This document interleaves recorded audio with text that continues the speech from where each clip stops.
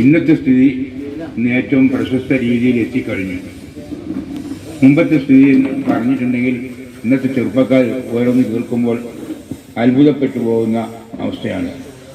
കാരണം നമ്മളെ ഈ ചുറ്റുപാട് എന്ന് പറഞ്ഞാൽ വെറും പാവപ്പെട്ടവരുടെ ഒരു സ്ഥലമായിരുന്നു.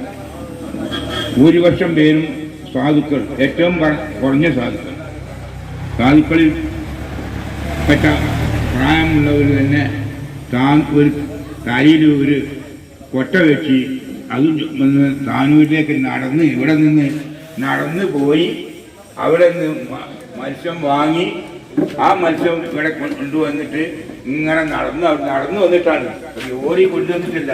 താനൂരിൽ നിന്ന് ഈ തെയ്യാര വഴി ഇങ്ങനെ നടന്നു വന്ന് അത് എടരിക്കോട് വരെ എത്തിച്ച ഒരു ധാരാളം ഉണ്ടായിരുന്നു. എടരിക്കോട് അങ്ങാടി പോയിട്ട് ആ മത്സ്യം വിൽക്കും.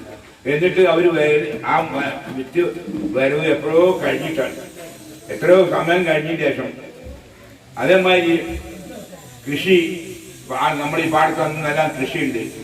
പക്ഷേ നമ്മുടെ ഈ ഭാഗത്തുള്ള ധാരാളം പേര്, ഗംഗപ്പാറയിലെ ധാരാളം പേർക്ക് നിവർത്തിയില്ലാത്തതിൻ്റെ പേര് കൊയ്യാനെല്ലാം പോയി. അതും അവർ ആ കൊയ്ത് കറ്റ കെട്ടി ഏറ്റി കൊണ്ടുപോയി അത് വീട്ടിൽ വെച്ച് മതിച്ച് രാത്രിയാണ് അതിൻ്റെ ഇത് കിട്ടിയിട്ട് എന്തെങ്കിലും കൊണ്ടുവരാം.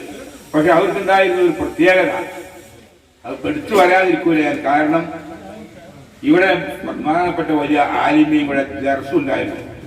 വലിയ ആളുകൾ, ചെറിയ കുട്ടി, ഇന്നത്തെ കാണുന്ന ചെറിയ കുട്ടികളല്ല, വലിയ ആളുകളുടെ പ്രാന്ത്യത്തിൽ ദർസ് മൂല്യന്മാർ വന്നിട്ട് അവർക്ക് ഭക്ഷണം കൊടുക്കണമെങ്കിൽ അക്കരയിലേക്ക് പോകണമെങ്കിൽ വളരെ പ്രയാസ. കാരണം മഴക്കാലം വന്നാൽ വെള്ളം കൊണ്ട് പോകാൻ പറ്റില്ല.